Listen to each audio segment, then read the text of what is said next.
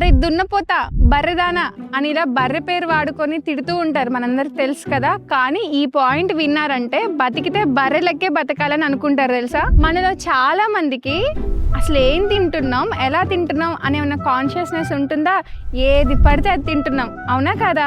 అలా ఎక్కడ పడితే అక్కడ తినడం వల్ల చాలా మందికి హెల్త్ ఇష్యూస్ వచ్చి హాస్పిటల్ పాలవుతున్నాం, అంతే కదా. కానీ పశువుల్లో ఎస్పెషల్గా గేదెలు అలా ఎక్కడ పడితే అక్కడ ఏది పడితే అది తినవండి.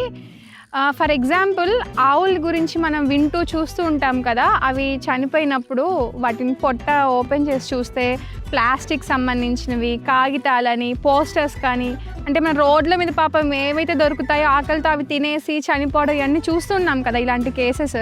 కానీ గేదెలు మాత్రం మిగతా పశువులాగా కాదండి, వాటికి కంటికి కనిపించినవన్నీ తినవు. అవి ఏవి తినాలనుకుంటున్నాయో అవి మాత్రమే తింటాయి. ఇంతకీ నేను ఏం అనుకుంటున్నారు కదా మీరు, ఏంటంటే మనలో ఎంతమంది కాన్షియస్గా తింటున్నారు?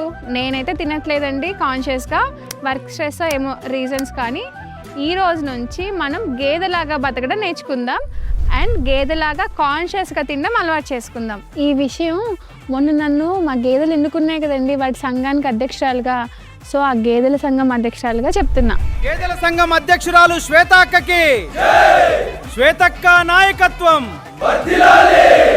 గేదెల సంఘం అధ్యక్షురాలు శ్వేతక్కకి